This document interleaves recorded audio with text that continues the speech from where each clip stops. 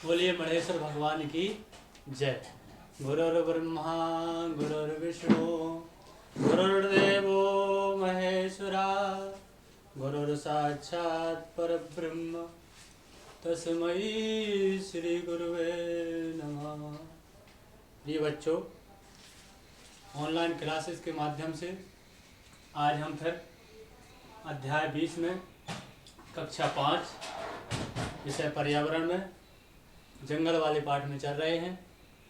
मुझे आशा और विश्वास है कि आप घर में सब लोग स्वस्थ होंगे और प्रसन्न होंगे। इस अध्याय में आपको आज जानना है जंगल क्या होते हैं। जंगल क्या होते हैं। जैसा कि आपको जानना है इस अध्याय में जंगल क्या होते हैं। जंगल जो है ये जंगलों में छोटे बड़े अनेक जातियों के पेड़ पौधे होते हैं। इसमें कुछ छोटे भी होते हैं, कुछ बड़े होते हैं, हर जाति के पेड़ पौधे मिलते हैं। और जंगल में एक बहुत बड़ा समूह होता है, बहुत बड़े क्षेत्रफल में होता है, जिसे अपन क्या कहते हैं, जंगल कहते हैं। और दूसरा है ये जंगल जो है, जंगल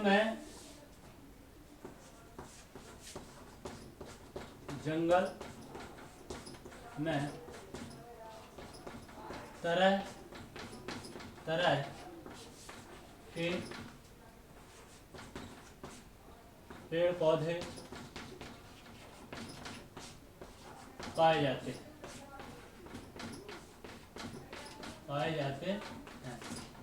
जंगलों में किसी एक प्रकार के पेड़ पौधे नहीं पाए जाते हैं, कई तरह के पेड़ पौधे पाए जाते हैं। कुछ छोटे भी होते हैं और कुछ बड़े भी होते हैं। ये बहुत बड़ा क्षेत्रफल होता है जंगलों का। अब है जंगलों में निवास।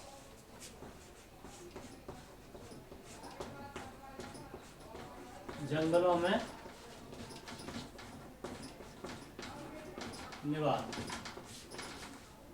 जैसे हमारे लिए घर की आवश्यकता होती है, हम घरों में रहते हैं, ऐसे ही जंगलों में अनेक प्रकार के छोटे बड़े जीव जंतु रहते हैं, जो उनका क्या है, घर है। यदि हमारे ये जंगल धीरे धीरे कमते जाएंगे तो हमारी ये जो जीव जंतुओं की संख्या है ये भी दिनों दिन कमती जाएगी।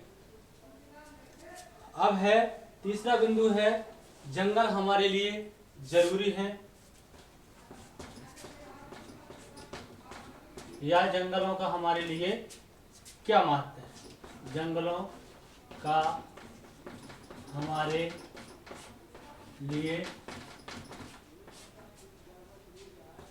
महत्व। जंगलों का हमारे लिए बहुत अधिक महत्व है। जंगल हमारे बिना रह सकते हैं, लेकिन हम जंगलों के बिना नहीं रह सकते, क्योंकि जंगलों से ही हमें जो उसमें पेड़ पौधे होते हैं उसी से हमें जीवनदायिनी जो है ऑक्सीजन गैस मिलती है, जिसके बिना अपन एक भी पल नहीं रह सकते हैं। यदि अपन को पेड़ पौधों से जो है शुद्ध वायु हवा ना मिले तो उसके बिना हमारा जीवन संभव नहीं है। दूसरा है जंगलों से हमें अनेक प्रकार की औषधियाँ भी प्राप्त होती हैं, जो हमारी अनेक बीमारियों में काम आती हैं। और जंगलों से हमें जलाऊ लकड़ी भी प्राप्त होती है। और पहले जो जंगल से, अब तो नया आधुनिक समय आ गया है तो हमारे जो मकान हैं सीमेंट रेता गिट्टी आदि से बनने लगे हैं। पहले अधिकांश मकानों में जो है जंगलों का ही उपयोग किया जाता था। फाटक बनना है उसके लिए और उसकी छाया के लिए, तो ये जंगलों का हमारे लिए बहुत अधिक महत्व है। जंगलों से ही हमें अनेक प्रकार के खाने के लिए तरह तरह के फल प्राप्त होते हैं। अब ये है जंगल किसी एक के लिए नहीं, जंगल किसी एक के लिए, जैसे सूर्य किसी एक के लिए नहीं निकलता, सूर्य से सभी लोगों को फायदा, सभी जीव जंतुओं को फायदा होता है। इसी प्रकार जंगल किसी एक व्यक्ति विशेष के लिए नहीं है, जंगलों से सभी का मंगल है। जंगल किसी एक के लिए नहीं होते हैं। इसी संदर्भ में अपन एक धरती का श्रृंगार से संबंधित एक कविता पढ़ेंगे और उसके बारे में जानेंगे। धरती का श्रृंगार। धरती का श्रृंगार से एक कविता पढ़ेंगे और उसके बारे में जानेंगे। करना है अगर शुद्ध वायु की कमी पूरी। करना है यदि शुद्ध वायु की कमी पूरी तो हर घर में एक वृक्ष है जरूरी। प्रत्येक व्यक्ति ये चाह ले कि हमें प्रतिवर्ष एक वृक्ष अपने घर में लगाना है, तो हमारे पर्यावरण को जो है इसमें बहुत सुधार होगा। जो प्रदूषित वायु है इसमें भी सुधार होगा। हमारे जो पर्यावरण का असंतुलन हो रहा है इसका भी संतुलन बनेगा। अब ये अपन एक वृक्ष सभी के घरों में थोड़ी न थोड़ी जगह रहती है।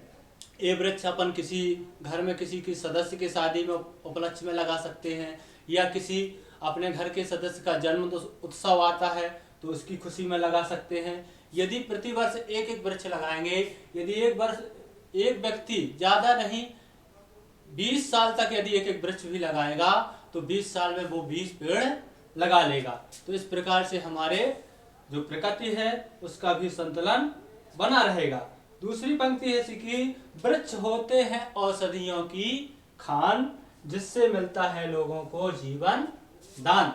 जो वृक्ष है, पहले ऋषि मुनि जो हैं अनेक प्रकार की बीमारियों का जो है इलाज वृक्षों के ही माध्यम से उनको ज्ञान होता था कि किस वृक्ष की छाल या पत्तियां कहाँ किस बीमारी में लगना है, तो उसका उपयोग करके वो उस बीमारी को जड़ से खत्म कर देते थे। अब तो अंग्रेजी दवाएं चली हैं, उससे बहुत साइड इफेक्ट भी है, नुकसान भी होता है।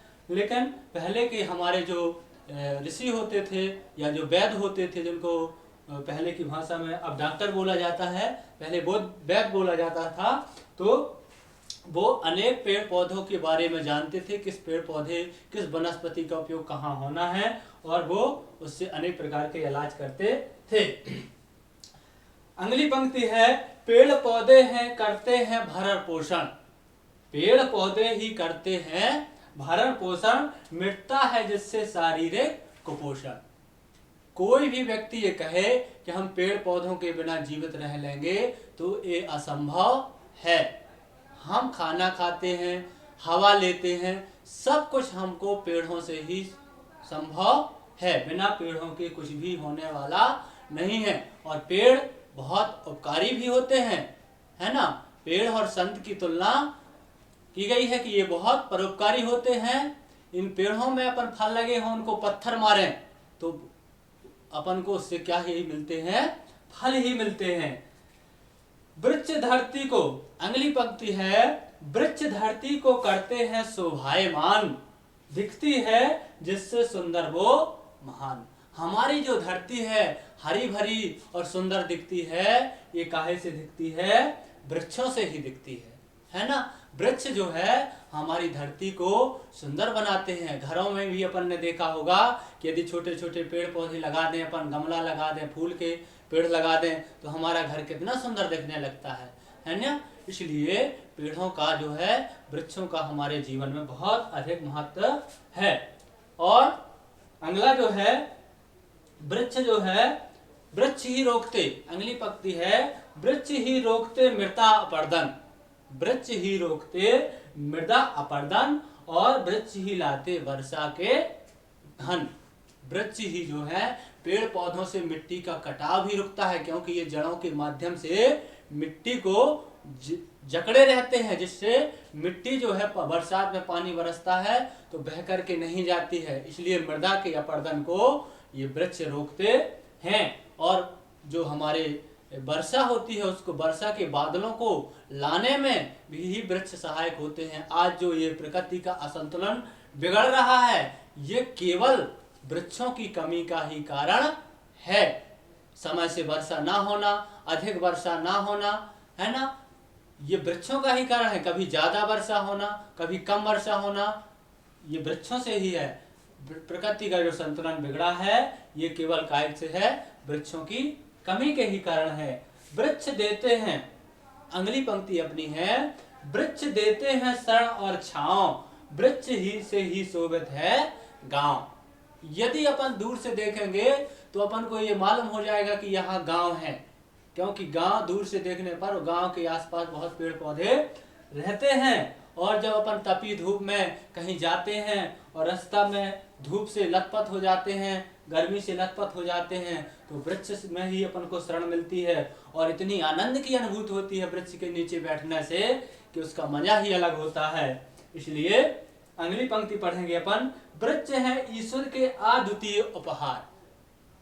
वृक्ष हमको मिल रहे हैं, ये ईश्वर द्वारा हमको एक अद्वितीय, इसके समान कोई नहीं है, ये बहुत अच्छा उपहार हमको प्रकृति ने और ईश्वर ने दिया है, जिससे क्या है, ही धरती का श्रृंगार है। वृक्षों से ही धरती श्रृंगार है, यानी अच्छी लगती है। आज देखो चारों तरफ हरियाली छाई हुई है, फसल है, पीली सरसों के फूल दिखाई दे रहे हैं, तो चारों तरफ देखने में कितना सुंदर लगता है। और यही फसल जब कट जाती है गर्मियों में तो पृथ्वी खाली हो जाती है, तो उतनी सुंदरता नहीं रह जाती है।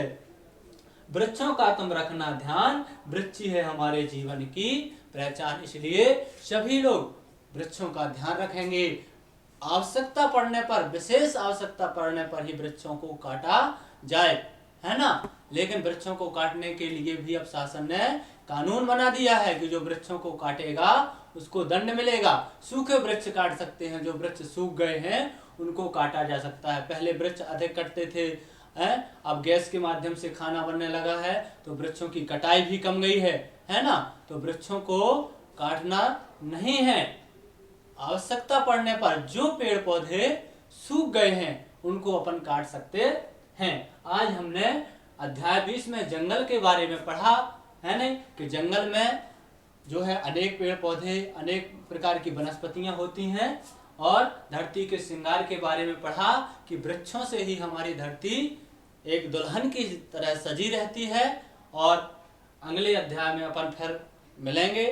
हमें आशा और विश्वास है कि आप इस YouTube चैनल के माध्यम से जो पढ़ाया है उसको देखेंगे, ध्यान से सुनेंगे। जहाँ कोई कमी है या कोई परेशानी है तो कमेंट के माध्यम से हमको मैसेज भेजेंगे या फ़ोन के माध्यम से हमसे बात करेंगे। इसी आशा और विश्वास के साथ धन्यवाद।